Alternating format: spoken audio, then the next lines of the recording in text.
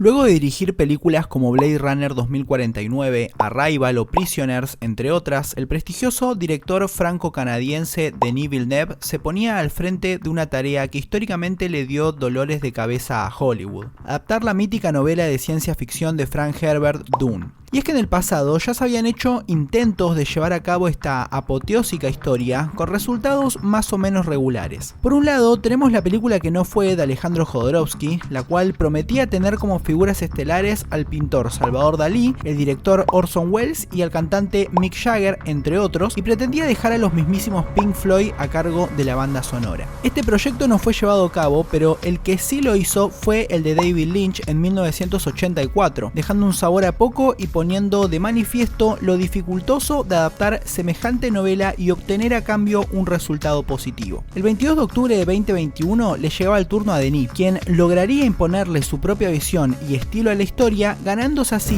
los aplausos y el beneplácito de una parte del público y la ira o la decepción de la otra parte del mismo. Por un lado estaban quienes sostenían que estamos ante una obra de antología, la cual se cuece a fuego lento producto de su intención de retratar de manera seria y solemne una trama compleja. A esto se le deben sumar sus impactantes imágenes, cuidadas al detalle y propias de un brutalismo faraónico que se te quedan dando vueltas en la cabeza por años. Y sin dejar de lado, claro, el sonido, a cargo del también prestigioso Hans Zimmer, quien logra un soundtrack redondo, lleno de hits que se te pegan y te transportan constantemente de vuelta a Arrakis. Por otra parte están quienes la odiaron, sosteniendo que la película es lenta y cansina, que sus diálogos no llevan a ningún lado y que se podría haber resumido aquello que se buscaba contar en menor tiempo, comparándola con la versión de Lynch, quien aparentemente logró en solo una película relatar toda la historia, aunque sabemos con un resultado irregular. Ni las imágenes escaparon de las críticas, las cuales fueron etiquetadas de vacías y sin alma. Y hasta el propio Zimmer ligó esta vez, quien fue cuestionado por ser predecible e incluso molesto. En resumen, una obra pretenciosa y artificial. Sin embargo, el factor que como siempre iba a determinar si el proyecto continuaba o no, se inclinó en favor de Villeneuve. La taquilla arrojó resultados positivos para el estudio, por lo que este dio luz verde para realizar una segunda parte. Bajo este clima enrarecido, entre quienes la amaron y aguardaron deseosos por ver cómo Denis se las apañaba para continuar explorando el universo de Dune, y quienes la odiaron, pero que aún así, con cierto escepticismo, deseaban que en la continuación el director franco-canadiense se redimiera, fue que luego de casi 3 años de espera, Dune Parte 2 llegaba a los cines de todo el mundo, y así, señores, la polémica estaba servida. Una vez más, el público se dividió entre quienes sostenían que estamos ante una obra maestra y quienes se durmieron. Entre quienes sostienen que es la película del siglo y quienes dicen que es un tostón. Entre quienes creen que Villeneuve es la nueva esperanza y aquellos que afirman que mató al cine. Sin embargo, lo que me llevó a hacer este video es lo siguiente. Si bien soy consciente de que vivimos en la era del hype, donde las películas son esperadas con mucha emoción e incluso cuando estrenan, se consumen como toda una experiencia que va más allá del cine propiamente dicho, lo que sucedió con Dune Parte 2 es algo que merece la pena ser observado. Como decíamos antes, posterior al estreno de la primera entrega se había generado una polarización en cuanto a la recepción de la película. Esta vez esa polarización se hizo presente nuevamente, pero mutó en una nueva cepa. En esta, diferentes creadores de contenido se posicionan directamente no ya como simpatizantes o no de la película, sino como quienes pertenecen a un grupo selecto de aquellos que entendieron la película, producto de su gusto refinado y capacidad para apreciar el buen cine, y quienes la consideran pretenciosa, aburrida o incluso mala, dejando a los primeros como unos fundamentalistas incapaces de ver más allá de su fanatismo, ya sea por el universo de Dune o por el propio Villeneuve. Las formas en que estas facciones se enfrentaron por las calles de internet es quizá lo más cercano que veamos por ahora a una guerra mundial cibernética. Desde acaloradas discusiones en la sección de comentarios de diversas plataformas hasta la confrontación directa entre creadores de contenido. Así que luego de observar todo este fenómeno y ahora que la fiebre está empezando a disminuir, fue que decidí hacer este video, uno donde voy a tratar de encontrar el motivo de este encarnizado conflicto y analizar qué tiene este para decirnos sobre los tiempos en que nos toca vivir.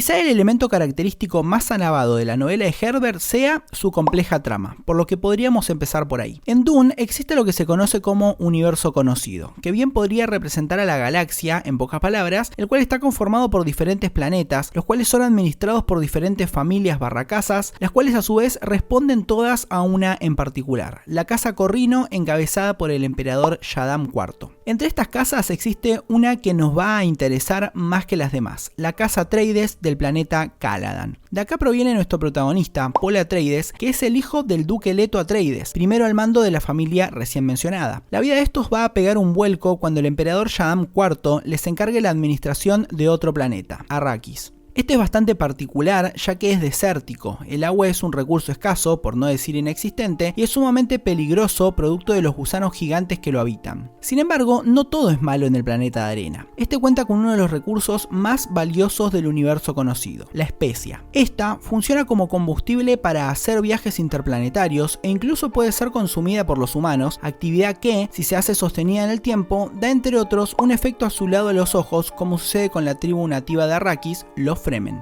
Estos, producto de ser nativos del planeta, son expertos en este, por lo que no solo son quienes mejor se las apañan para sobrevivir, sino que son también unos guerreros implacables, quizá incluso los más fuertes del universo conocido. Sin embargo, y como dijimos antes, estos no son quienes administran el recurso más valioso del planeta, sino que son las otras casas del universo conocido, aquellas que lo hacen. Así que como decíamos antes, el emperador Shaddam IV ordenó a la familia Atreides administrar la especia en Arrakis. Y a partir de acá, amigos, se empieza a complicar la cosa. Antes de la llegada de los Atreides a Arrakis, quienes administraban la especia eran la familia Harkonnen, histórica rival de los Atreides. Este dato no es menor y ahora vamos a ver por qué. Resulta que luego de asentarse en Arrakis, los Atreides son invadidos por los Harkonnen con ayuda del ejército imperial Sardaukar, por lo que el duque Leto muere y la casa Atreides cae. Esta traición que se produce tiene como autor intelectual al emperador Shaddam IV, quien conspiró contra la casa Atreides porque veía al duque Leto como una amenaza para su reinado, ya que este era un líder carismático, por lo que tenía cierta aceptación entre las diferentes casas, lo que lo transformaba en un posible candidato al trono. Pero lo que hace esta conspiración más interesante aún es que el emperador Shaddam o la propia casa Harkonnen no tenían permitido sencillamente librar una guerra contra los Atreides, debido a que ciertas convenciones lo prohibían, por lo que dicha empresa tenía que ser llevada a cabo en secreto, lejos del conocimiento de las demás casas. Es por esto que el emperador traslada a los Atreides justo a un planeta administrado por los Harkonnen, como dijimos, históricos rivales de los Atreides. Sin embargo, no todo es dolor y desazón para estos. El hijo y la esposa del duque, Paul y Jessica respectivamente, logran escapar, por lo que terminan adentrándose en el desierto de Arrakis, donde van a conocer a los Fremen, quienes luego de un ritual de iniciación que tiene un combate a muerte como requisito, los van a integrar a la tribu. Detalles más, detalles menos, hasta acá bien podríamos tener resumida no solo la primera parte de la historia, o sea del libro, sino también de la primera película. Y acá empiezan las polémicas. Están quienes, como vimos en la introducción, sostienen que la primera película es aburrida, sosa y que sus diálogos no conducen a ninguna parte. Sobre esto tengo algunas cosas que decir. Lo primero es que, como es bien sabido y como creo quedó expuesto hasta acá, la trama de Dune es compleja. Y es ahí donde nuevamente creo reside el atractivo de la novela. Por lo tanto, a la hora de adaptar dicha historia, lo lógico es tratar de exponer ese mundo lo mejor que se pueda. Y ahí es donde particularmente reside la principal problemática, la adaptación. Primero es necesario comprender el ámbito material en que fue concebida la historia. Un libro. Los libros tienen como herramienta de expresión las palabras, de donde se desprenden diálogos entre personajes, soliloquios, notas, etc. Por lo tanto, es natural que en la literatura los autores se tomen todo el tiempo y los caracteres necesarios para exponer su historia. Ahora bien, cuando queremos adaptar dicha historia a un lenguaje o formato diferente como lo es el cine, es que empiezan los dolores de cabeza. En este sentido, para mí existen dos caminos: la adaptación tal cual figura en el libro o la adaptación libre. Analicemos la primera.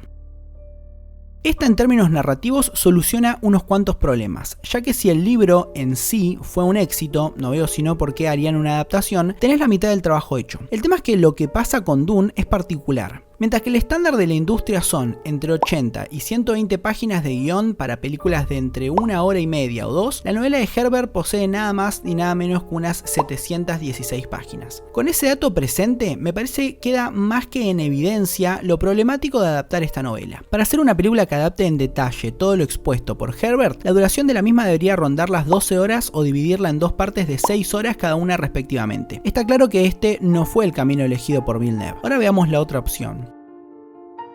Esta es quizá la que mejor hace honor a su nombre, ya que logra desprenderse del peso de prácticamente tener que transcribir el libro para en su lugar dar paso a una verdadera adaptación que toma de la historia original lo que considera necesario y se desprende de aquello que no. Pero esta opción no queda indemne, ya que corre el riesgo de quedar alejada de la historia original, perdiendo así su espíritu o lo que es peor, que los fans te digan: eso no pasa en la novela. Entonces, ¿qué camino tomó Villeneuve? Como decimos en Argentina, miti miti. Por una parte, transcribe gran parte de lo expuesto en el libro y por otra, adapta. El resultado, irregular. Veamos por qué. Como dijimos antes, la riqueza de Dune reside en su complejidad, la de su vasto universo y la de las relaciones políticas entre sus personajes. Para esto, Herbert se toma el tiempo de cocinar a fuego lento cada evento importante en la trama, así como de exponer de manera detallada y constante el universo que creó. Veamos algunos ejemplos. Cuando observamos la invasión a la casa Atreides, esta es precedida por una serie de situaciones tensas que generan intriga y malestar en el lector, pero sobre todo una inmensa ansiedad por saber qué va a pasar. Entre estas encontramos la confrontación de Thufir Hawat a Lady Jessica, luego de que trascendiera que la misma conspiraba contra su propio concubino, el duque Leto, o cuando el propio Duncan Idaho, en medio de una borrachera, la trató de espía Harkonnen. Todos elementos que hacen a la invasión un clímax, producto de toda la tensión acumulada. Después tenemos detalles como el vivero, que es construido para los Atreides, el cual consume cantidades ingentes de agua, lo cual lo transforma en un verdadero lujo, teniendo en cuenta, como dijimos, que Arrakis es un planeta donde el agua escasea. Denis, en su adaptación, renuncia a estos,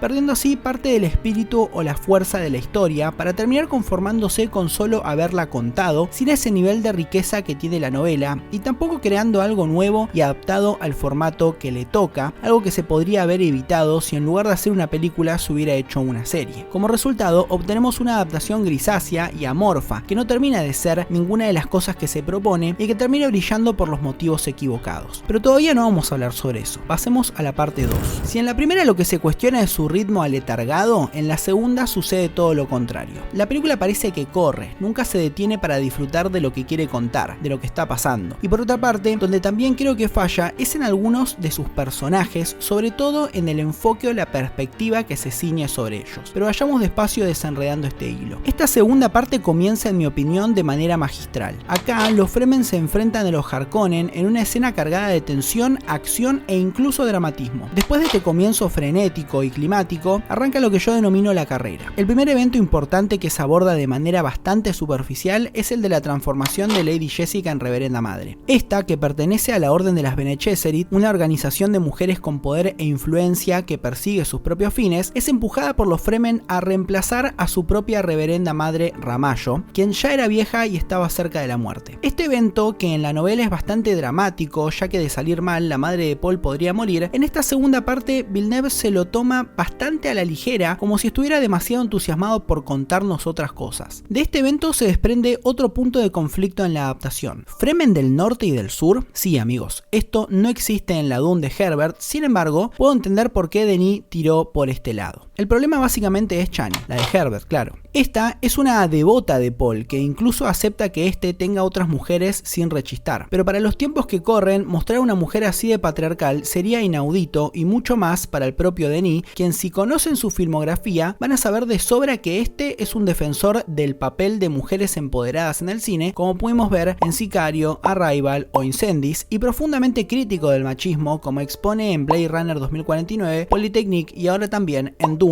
parte 2. Por lo tanto, para evitar que Chani sea una machirula, decidieron dividir a los Fremen entre sureños y norteños. Los primeros caracterizados por ser unos fundamentalistas religiosos y por tanto fervientes creyentes en la llegada del Lisan al-Gaib o el Mesías, y los segundos ateos escépticos centrados en la idea de que quien los libere de las garras opresoras del Lance Rad sea alguien perteneciente al pueblo Fremen. Mi problema particular con esta decisión es que gracias a este giro tuvieron que sacrificar al verdadero Stilgar, líder lomo plateado de los Fremen, para reemplazarlo por un lamentable y patético soviético fanático del sur, quien hace las veces de bufón de la película, elemento totalmente desubicado para el tono serio y solemne de la misma. Ahora, por el lado de Chani nos queda un personaje que, propio de su escepticismo norteño, cuestiona constantemente a Paul y se aleja bastante de esa versión machirula propuesta por Herbert. Ahora bien, continuando en la línea de eventos acelerados y personajes poco ilustres, todo nos conduce a Jedi Prime. En el planeta de los Harkonnen, vamos a conocer a uno de los villanos principales de la película y también experimentar una de las escenas más espectaculares de la misma. Primero hablemos de Feyd Rautha. Este es el sobrino del líder de los Harkonnen, el barón Vladimir Harkonnen, quien fue uno de los principales conspiradores contra la casa Atreides y por lo tanto uno de los villanos principales. En cuanto a Rautha, me pasan cosas. Este viene a tratar de rivalizar con Paul, puesto que es el elegido no solo por parte de su tío para eliminar a los Fremen, sino también por la orden de las Bene Gesserit, para reemplazar en un futuro al emperador Shaddam IV.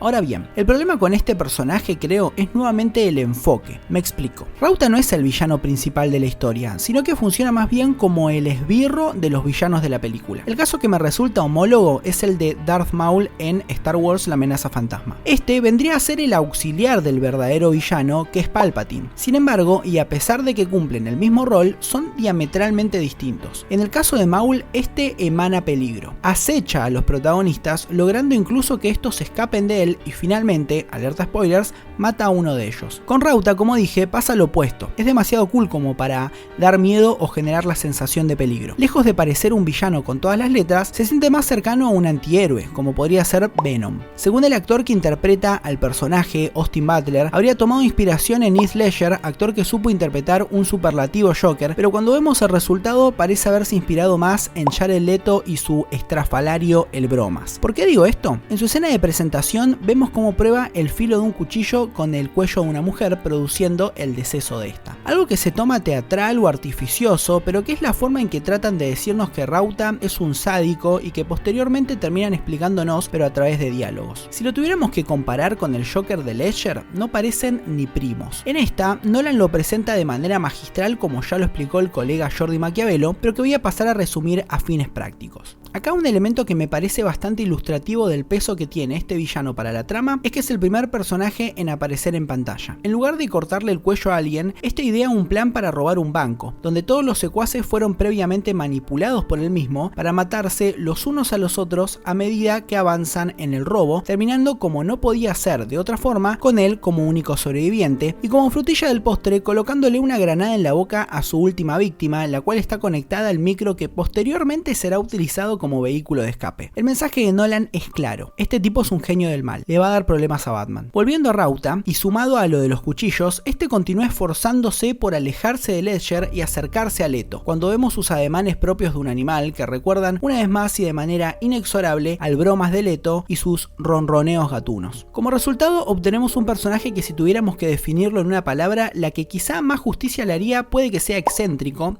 aunque tal vez Ricardo Darín tenga otra definición también acertada. Es un pelotudo.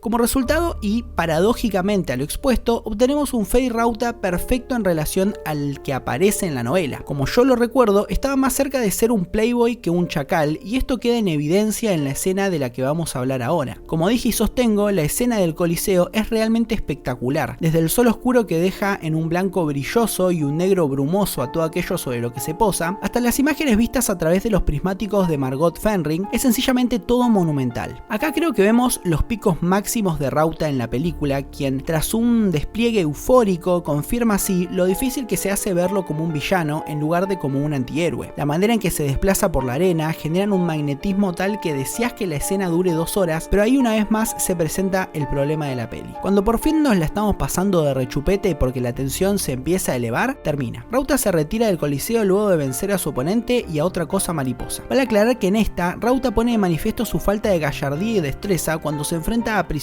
de la casa Atreides, los cuales fueron drogados previamente, con la excepción de uno que de todas formas tampoco termina representando un gran desafío para el Navarón Harkonnen, porque como dijimos, él es un papuchito, no un sicario. Para cerrar con esto y poder avanzar, solo me queda decir que creo se perdió la oportunidad de tener un villano más solemne, uno que represente una verdadera amenaza, pero entiendo que para esto habría que alejarse de la idea original planteada por Herbert. Y por otra parte, creo que si se hubiera cocinado un poco más la escena del Coliseo por un lado, acercándonos un poco más a los prisioneros de la casa casa Atreides para que pudiéramos aunque sea empatizar con ellos, y por otro transformando a Rauta en una suerte de cómodo de gladiador, pero sin matarlo obvio, ya que no queda claro si este era efectivamente un lelo o un genio. Creo que así el resultado hubiera sido más redondo. Ahora sí, pasemos al último punto antes de terminar con este capítulo. Como ya vimos, quizá el mayor punto de conflicto en ambas películas tenga que ver con su ritmo, aletargado en la primera y apresurado en la segunda. En la primera se busca explicar con detalle su universo, mientras que en la segunda las explicaciones siguen ahí, pero de manera más superficial. Vamos a verlo con algunos ejemplos. En la escena del Coliseo, como explicamos antes, los rivales de Rauta son drogados previamente para no presentar una amenaza para este, con la excepción de uno de ellos. La primera vez que vi la película no recordaba que se mostrara cómo los drogaban, sin embargo en mi segundo visionado eso estaba presente, pero en una escena que si mal no recuerdo no llega a durar ni un minuto. Otro ejemplo fue que luego del primer visionado me fui con la sensación de que Paul sencillamente avanzaba sobre los Harkonnen sin más, lo que hacía ver a estos últimos como unos peleles,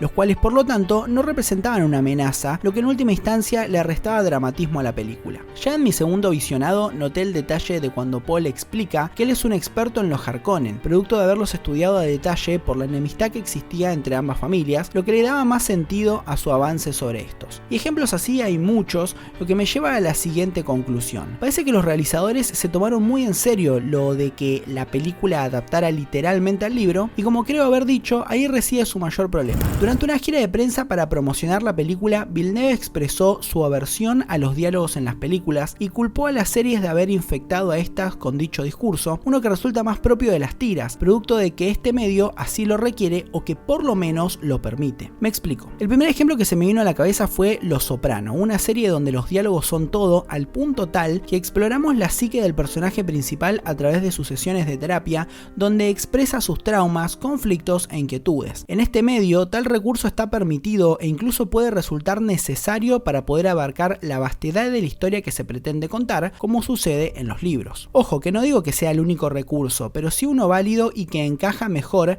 en series y libros, ya que estos cuentan con el tiempo o el espacio para utilizarlo. Volviendo a Villeneuve, este sostiene que prefiere hacer películas donde las imágenes hablen por sí solas, sin la necesidad de recurrir a los diálogos, cumpliendo así con la famosa regla de oro del cine: mostra, no cuentes. Algo que vemos claramente en sus películas, como por ejemplo en la famosa escena del holograma gigante de Joy, una imagen impactante, sin diálogos y que logra expresar con maestría el despertar del personaje principal. Pero paradójicamente lo que pasa con las gemelas cinematográficas de Dune resulta por momentos lo opuesto. Como decía antes, los diálogos en estas resultan fundamentales para entender lo que pasa, al punto que, si por esas cosas de la vida nos perdemos alguno de estos, no vamos a entender ciertas cosas de la trama, o cuando menos nos van a quedar inconclusas, como me pasó a mí, que como ya conté, tuve que verla 2 veces para poder atar esos cabos que me habían quedado sueltos. En conclusión, creo que el mensaje de los creadores bien podría sonar como: si no entendiste algo, siempre podés ver la película 2, 3, 4 o todas las veces que sea necesario para que encuentres las respuestas a tus preguntas. Algo que para los que somos fans no solo de las películas, sino fundamentalmente de los libros, no necesariamente nos resulte molesto o tedioso, e incluso puede resultar hasta lúdico el hecho de dedicarnos a buscar todos esos detalles, lo que nos conduciría a realizar múltiples visionados de las películas. Ahora, y tratando de ponerme en la piel de quienes no participan de dicho mundillo y que sencillamente quieren ver una buena película épica o de acción, entiendo que su recepción de la misma pueda resultar irregular. Entonces, ¿cómo quedamos?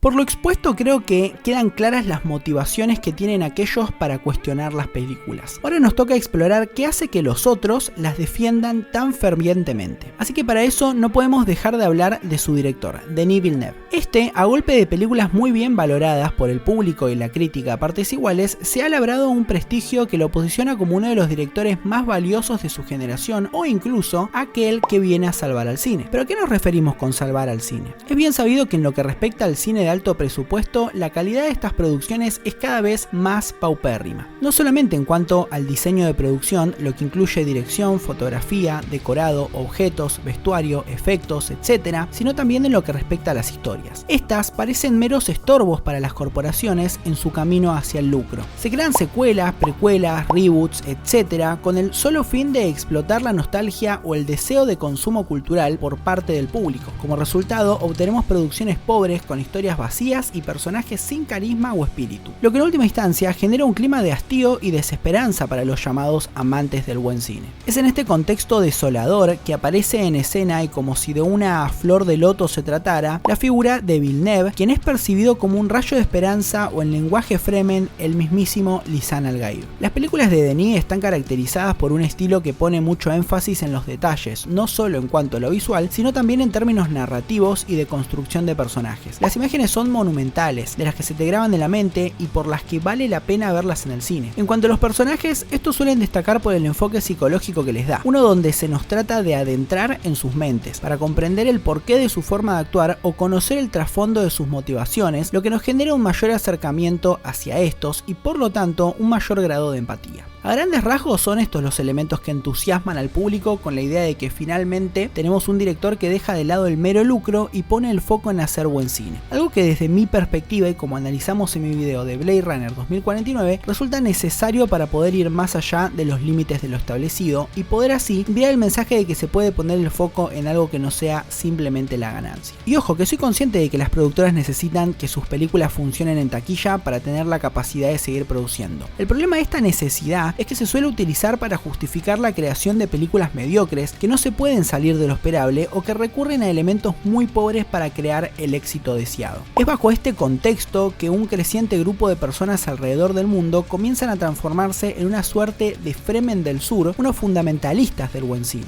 El tema es que esta situación plantea una problemática. Esto es un error de interpretación. El hecho de creer que porque un director plantea algo distinto lo hace automáticamente incuestionable es un error. Entraríamos una vez más en un círculo vicioso negativo para el arte o la industria. Exigir que las cosas sean mejores es lo que nos va a llevar al paraíso que, considero para nada de manera casual, Villeneuve menciona no solo en Blade Runner, sino ahora también en Dune. Tener la capacidad de cuestionar o de analizar es lo que nos permite hallar el camino hacia un arte más rompedor y más profundo. Es, no nos olvidemos, lo que nos llevó a detestar las películas puramente comerciales de Marvel y otras grandes franquicias del cine actual. Por lo tanto, resulta necesario redirigir nuestro objetivo no ya hacia alabar de manera acrítica a nuestros directores favoritos y sus películas, sino hacia un interés genuino por apoyar ese cine que se anima a romper las barreras de lo esperable, pero no por eso transformándonos en fanáticos incapaces de observar tanto las virtudes como los errores de este. Veamos algún ejemplo. Con la salida de Poor Things del director Yorgos Lanthimos, se armó una polémica muy grande en redes sociales. Esto producto de la controversial temática abordada por el director, que incluía temas como la prostitución, la pérdida de la inocencia o el cuerpo de la mujer, entre otros. Independientemente de si el mensaje era el correcto o la forma fue la adecuada, lo valioso de Poor Things fue el debate. El hecho de que personas de todo el mundo estuvieran hablando de una película de autor en lugar de hacerlo sobre la última de Marvel es sencillamente una victoria. El apoyo del que hablo no tiene que ver con que nos guste o alabemos todas las películas de este estilo o aquellas que proponen algo diferente. Cuando hablo de apoyo me refiero a, en primer lugar, ver la película, que puede implicar hacerlo en un cine o en una plataforma. Y en segundo lugar, hablar sobre esta, crear un debate alrededor de la misma,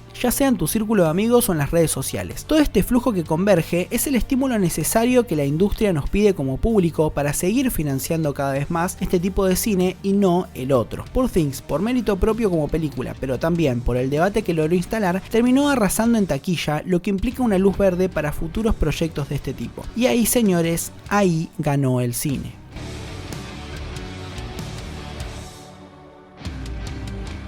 When people come to me and say and insist that I am a cult leader and that I'm forming a cult, if they carry it on too long, I finally turn on them and I say, all right, we're going to start a cult. And we're going to Guyana next week, and we're going to start Herbertown, and you can have the Kool-Aid concession. I mean, Jim Jones is a marvelous example of how nasty a sick leader can become and how that sickness can infect the people who follow. The problem with leadership is that leaders are human beings, and when they make mistakes, their mistakes are amplified by the numbers who follow without question.